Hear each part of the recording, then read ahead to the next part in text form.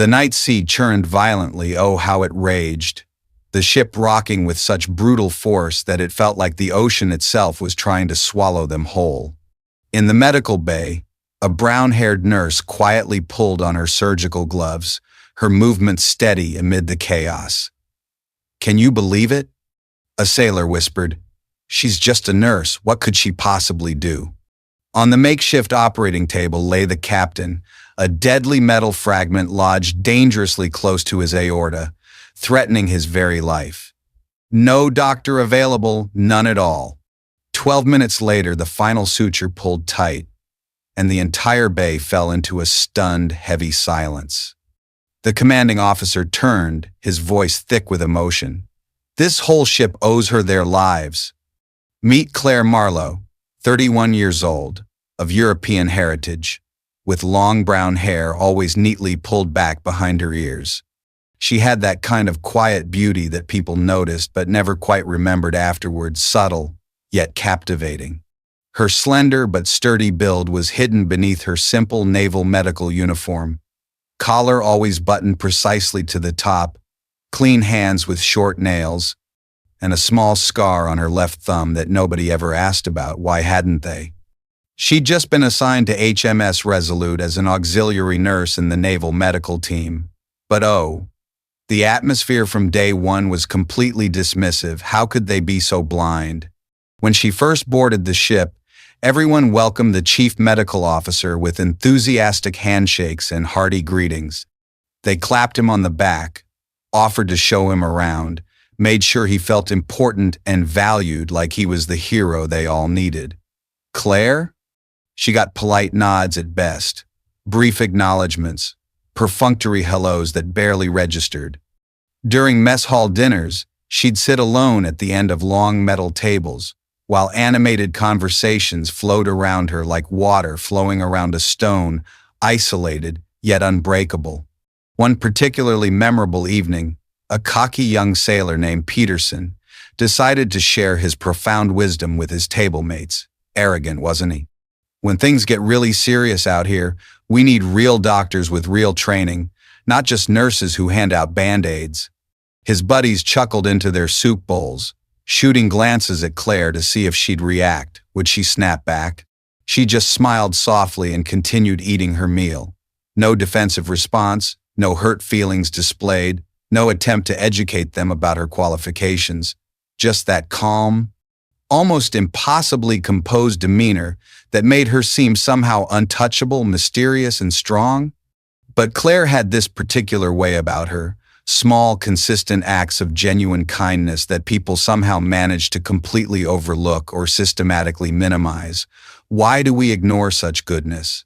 Take young Simon Rodriguez, barely 19 years old. The kid burned his hand pretty badly while fixing a stubborn engine valve down in the machinery spaces. Poor guy. It must have hurt like hell. Most ship medics would have quickly slapped some standard burn gel on it, wrapped it in basic gauze, and sent him back to work without a second thought. Not Claire, oh no. She spent a full 20 minutes carefully cooling the wound with precisely temperature-controlled water, applied specialized burn dressing with surgical precision, then gave him detailed aftercare instructions written out by hand. She showed him exactly how to change the dressing, what signs of infection to watch for, when to come back for follow-up. Such care, such dedication. The kid was genuinely amazed by her thoroughness. "Why are you being so incredibly thorough? It's just a minor burn that'll heal in a few days." Claire looked up from her careful documentation, those steady, intelligent eyes meeting his directly piercing, yet kind.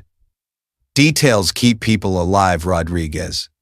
Every single detail matters when someone's health is at stake." That quiet philosophy became her unspoken motto aboard the ship.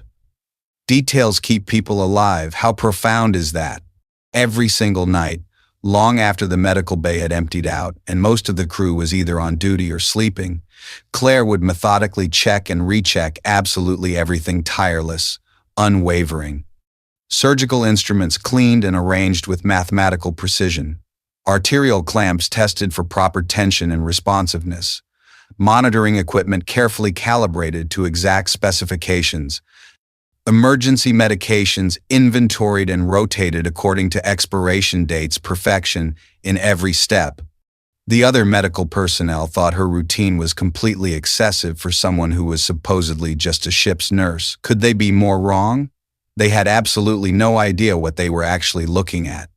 They couldn't recognize the signs of someone who'd learned these habits under circumstances where a single oversight could mean multiple deaths, tragic, life-altering mistakes. In Claire's uniform pocket, she always carried an old surgical needle with Fallujah 2007, carefully etched into the metal handle. Not a single person on that ship understood what those specific words meant, not yet. But oh, they would. 3 weeks into their deployment, everything changed in a single devastating instant. Boom. Just like that. An explosion rocked the entire ship with tremendous force. Not a direct hit from enemy fire, but close enough to send deadly shrapnel tearing through the reinforced hull like paper, terrifying. The sound was absolutely deafening. That horrible, gut-wrenching combination of grinding, twisted metal and human screams that experienced sailors dread more than anything else in the world. Nightmare fuel. Emergency alarm systems blared at maximum volume as the ship listed dangerously to starboard, throwing people against bulkheads and equipment, chaos everywhere. Casualties immediately started flooding into the medical bay in a chaotic stream. Severe burns from superheated metal fragments, deep lacerations from flying debris, broken bones from sailors being violently thrown against solid surfaces, concussions from impact trauma, heartbreaking injuries.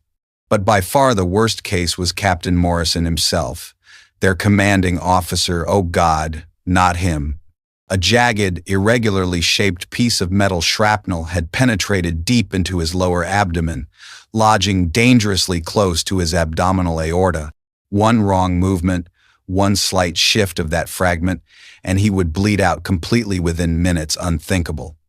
The chief medical officer was trapped in another section of the ship, completely unreachable, stuck, helpless. Significant fire damage had sealed off the connecting passages, and engineering estimated it would take at least an hour to cut through the twisted wreckage safely. Too long, far too long. The backup medical officer, Lieutenant Commander Hayes, took one careful look at the captain's wound and went visibly pale, his face drained of color. His hands actually started shaking as he realized the severity of what he was looking at.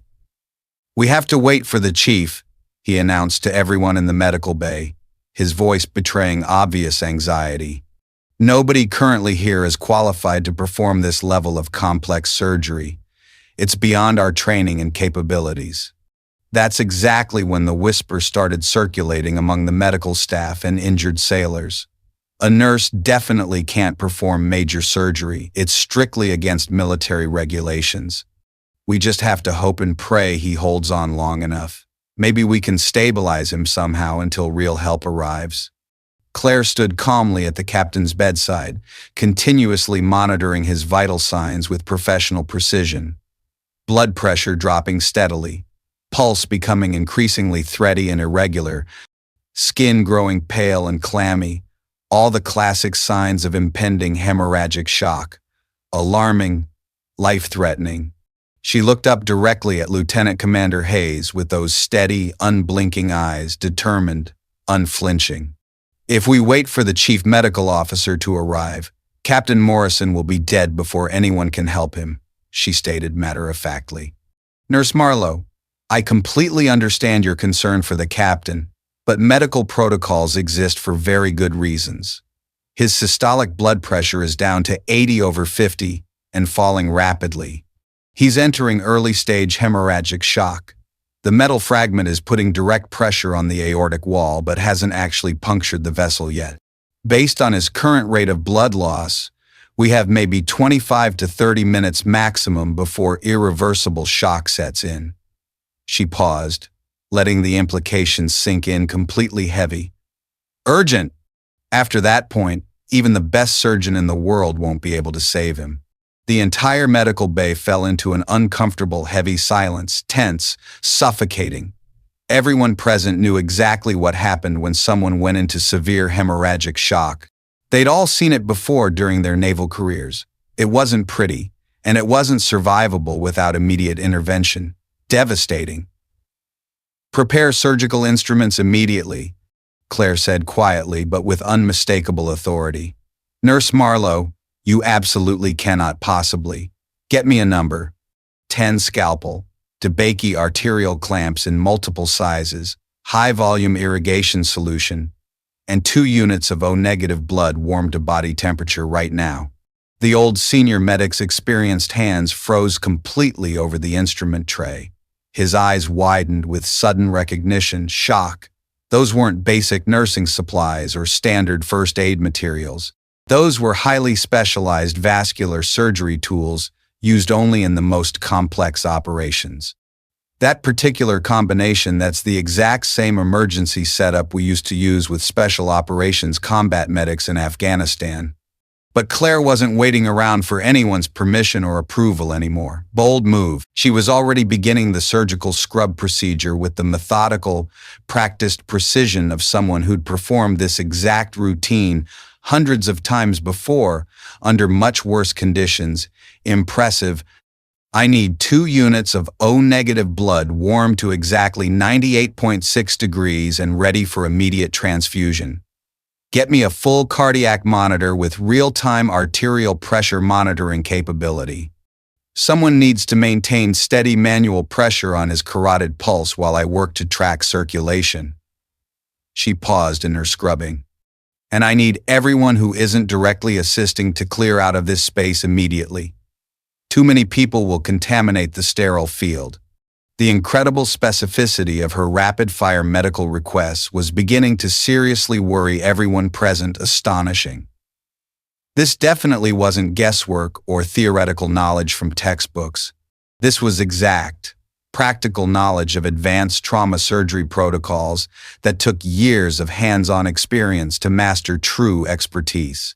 Young Rodriguez, the same sailor she'd helped with his engine room burn weeks earlier, immediately volunteered to assist without hesitation. Loyal. "What exactly do you need me to do, Claire?" "Hold this arterial clamp absolutely steady once I position it. Don't move it even 1 millimeter in any direction. The metal fragment is currently sitting directly against the aortic wall. If it shifts even slightly the wrong way during the procedure, we lose him completely. We lose him completely." On Claire's wrist was a small, worn black paracord bracelet with exactly 4 precisely tied knots. Each individual knot represented a field surgery she'd successfully performed outside her official duties under combat conditions, secret badges of honor. She'd never told anyone what those knots meant.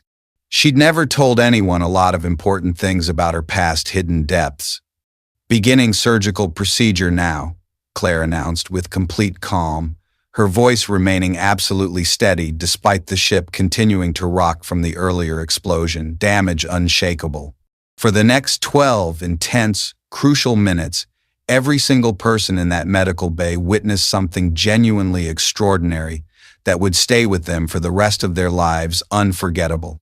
Claire's initial incision was absolutely perfect, precise, confident, decisive, not the hesitant, careful cut of someone attempting something far beyond their actual skill level, but the bold, sure, stroke of an experienced surgeon who'd performed this exact procedure dozens of times before under much worse conditions. Masterful.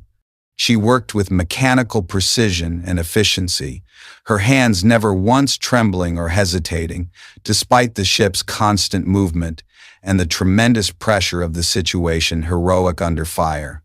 "Clamp the superior mesenteric artery exactly where I'm pointing," she instructed Rodriguez, who was doing his absolute best to follow her rapid-fire, highly technical commands, sweating bullets. But hanging in there. "Perfect. Now, irrigation solution. I need to see the complete extent of internal damage before I attempt to remove this fragment safely. Every second counts." The old senior medic watched in growing amazement and recognition, his eyes widening in disbelief. "That specific suturing technique, I've only seen that particular method used in active combat zones. That's advanced battlefield surgery, unreal." Claire didn't respond to his observation. She was completely in what experienced medics call the zone, that state of absolute, laser-focused concentration, where literally nothing exists except the patient and the procedure. Total immersion. Her hands moved with a kind of instinctive muscle memory that takes many years of intensive practice to develop properly smooth, almost magical. "The fragment is completely clear of the aortic wall," she announced to her makeshift surgical team, triumph in her voice. "Removing now. Watch carefully for any arterial bleeding or unexpected hemorrhage. Stay sharp."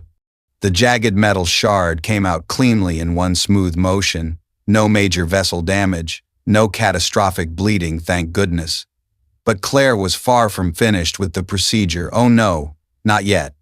She spent another full 8 minutes meticulously checking for hidden tears in surrounding tissue, securing multiple small bleeding vessels with surgical precision, and ensuring perfect hemostasis before even beginning the closure process, thorough to the core.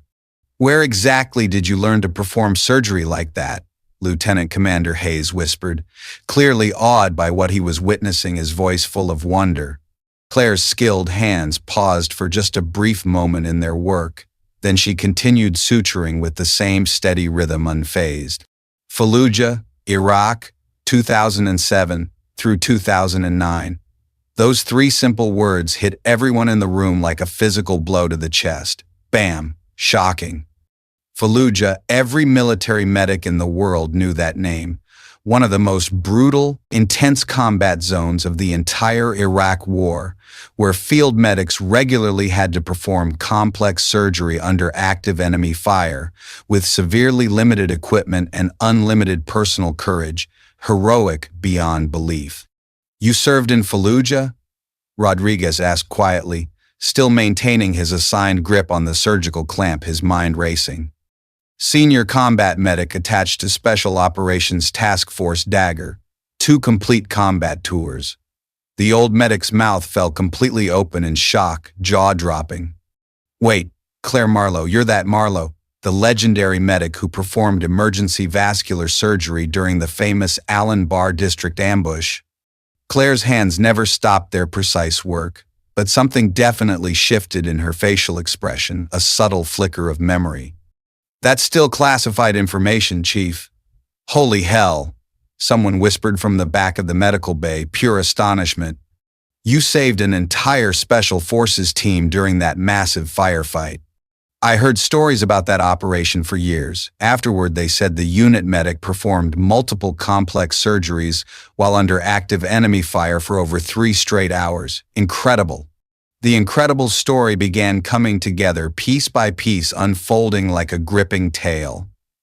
In 2007, during one of the bloodiest, most dangerous periods of the entire Iraq War, Claire had been embedded with an elite special operations unit operating in Fallujah's most contested neighborhoods, right in the heart of danger.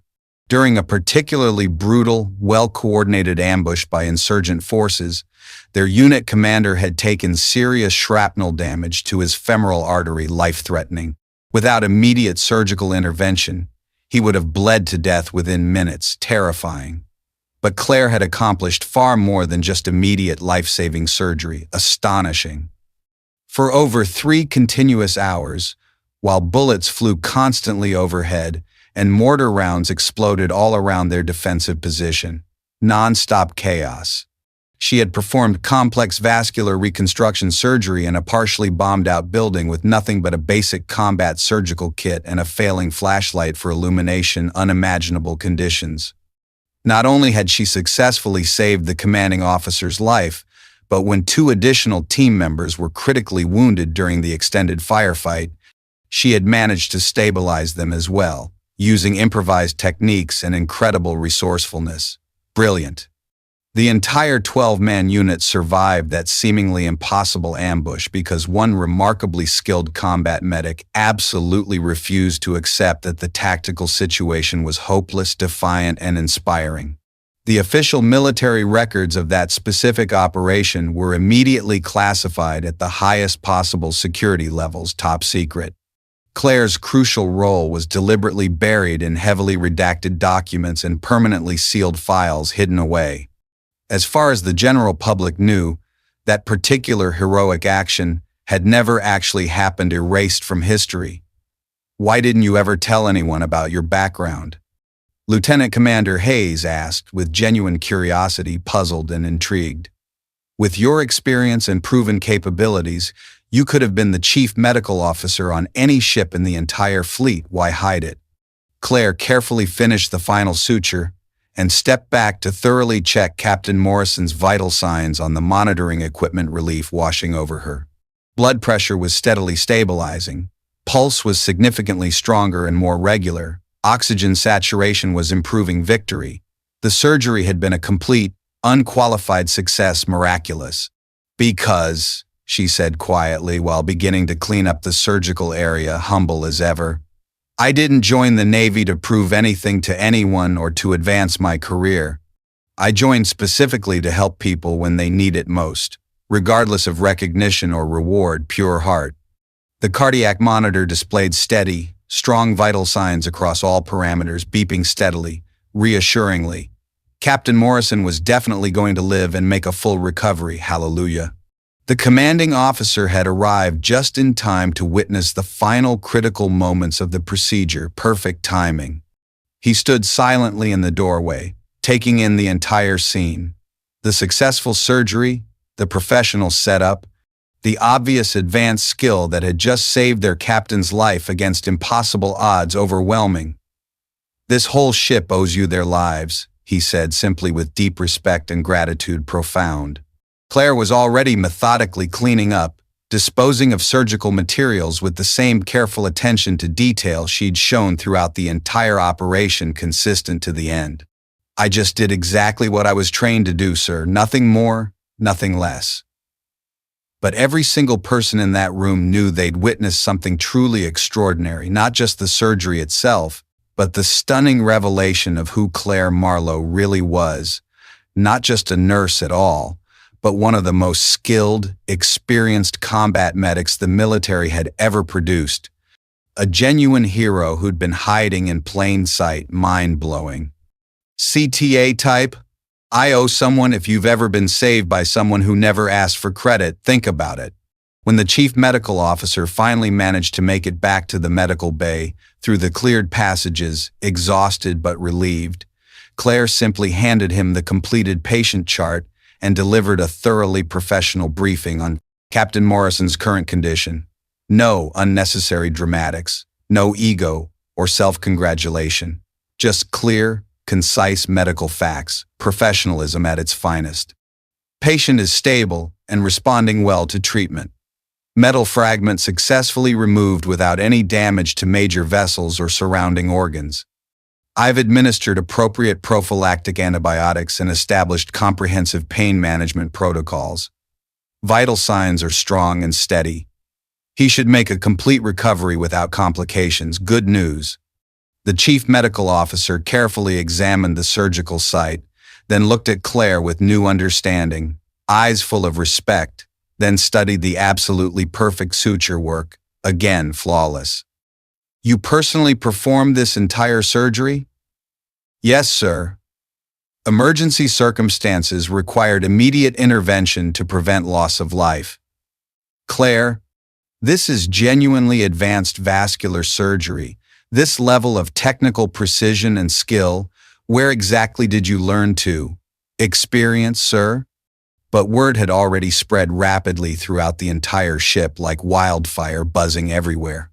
By the following morning, absolutely everyone knew that their quiet ship's nurse had single-handedly saved their commanding officer's life with a surgery that most ship's doctors wouldn't have dared to attempt under those conditions. Legendary. The change in atmosphere aboard the ship was immediate, profound, and completely transformative. Electric. Young Rodriguez found Claire in the medical bay that evening, methodically organizing supplies with her usual systematic precision, dedicated as always. Can I ask you something important? Of course, Rodriguez. During that surgery today, You were so incredibly calm under pressure. How do you manage to stay that calm when someone's life is literally in your hands? Claire looked up from her detailed inventory checklist, those steady, intelligent eyes meeting his directly wise and warm. Staying calm is the only thing no one can ever take away from you, no matter how bad the situation gets. Fear doesn't help the patient survive. Panic doesn't stop the bleeding. Calm thinking and steady hands are what actually save lives when it matters most essential. Is that what you learned during your time in Fallujah? That's what I learned from watching good people die when they could have lived if someone had just stayed calm enough to help them properly. Heartbreaking lessons. When you know you have the ability to help someone, you help them. Everything else is just background noise that doesn't matter. Focus on what counts. Over the following days and weeks, something genuinely beautiful happened throughout the ship. Transformative magic. The crew's attitude toward Claire didn't just change, it was completely transformed, admiration overflowing. But much more importantly, their attitude toward previously overlooked people in general began to shift in positive ways. Eye-opening. They started paying serious attention to the quiet engine room mechanic who'd been preventing major mechanical failures through careful, proactive maintenance. Unsung hero. They noticed the dedicated cook who'd been discreetly making sure everyone received proper nutrition despite ongoing supply limitations. Vital role. They recognized the hard-working communications officer who'd been voluntarily working extra shifts to keep families connected to home. Selfless. Claire had shown them all that extraordinary capability and heroism often hide behind ordinary job titles and quiet personalities. Profound truth. A week later, someone had written on the medical bay door in neat, careful handwriting, 12 minutes and the whole ship lived. Inspiring. Claire never mentioned the inscription or asked who had written it, but she smiled genuinely every single time she saw those words touching. The ship's crew had learned to look deeper, to value substance over titles, to recognize quiet confidence and hidden strength. Valuable growth. And they had Claire Marlowe to thank for that invaluable lesson. Grateful. CTA type. I will live kindly if you believe skills and courage should be used to save others. Let's commit. Claire Marlowe's story reminds us that job titles don't determine someone's actual ability to save lives. Heart, skill, and courage do that spot on. Those crucial 12 minutes didn't just save Captain Morrison's life. They held together the morale and fighting spirit of an entire naval vessel operating in a dangerous combat zone. Crucial. When your commanding officer survives because someone stepped up when it mattered most, it fundamentally changes how you see everything around you. Perspective shift. Sometimes the person everyone dismisses as just the assistant is actually the one holding the whole operation together through quiet confidence. Surprising. The unassuming nurse who turns out to be a decorated combat veteran with life-saving skills. Wow. The maintenance worker who prevents disasters through careful attention to important details. Essential. The administrative assistant who knows more about the company's actual operations than the executives do. Hidden gem. Claire's inspiring story teaches us to look much deeper into the capabilities and true value of the people around us every day. Why not start now? That quiet, unassuming colleague might be the hero you simply haven't recognized yet. Eye-opener. We live in a world that's obsessed with impressive titles and loud credentials, but real confidence often wears humble clothes and speaks softly. Refreshing. True expertise doesn't always announce itself with fanfare. Subtle. The most genuinely capable people frequently let their consistent work speak for itself, rather than their words or self-promotion. Admirable. Think carefully about the people in your own life who quietly make everything work better. The ones who solve problems without taking credit, who step up in emergencies without being asked, who possess skills and experience that go far beyond what their official job description suggests. Who are they? These are the Claire Marlows of the world. They're everywhere around us. If you know how to look properly, let's notice. The next time you're tempted to judge someone's capability by their title or first impression, remember a brown-haired nurse on a Navy ship who saved an entire crew with 12 minutes of precision surgery. Inspiring. Remember that true heroism often comes disguised as ordinary confidence and quiet professionalism, timeless. And remember that the person who might save your life someday could be someone you've never bothered to really notice or appreciate. Humbling. Real heroes don't always wear capes or seek recognition. True. Sometimes they wear scrubs. Sometimes they carry lunchboxes and work night shifts. Sometimes they sit quietly in meetings and never speak up until the moment everything depends on them. Profound. Claire Marlowe knew exactly who she was and what she could accomplish. She didn't need anyone else's recognition or validation to confirm her worth, self-assured. But when the critical moment came, when lives hung in the balance, she stepped forward without hesitation and did what needed to be done. Brave. That's the true definition of quiet heroism. Yes. If you believe in stories that touch the heart like this one, leave a comment and don't forget to subscribe to The Veteran Story. We tell the stories that shouldn't be forgotten. Real people are creating and telling stories, not mass-produced AI. Authentic.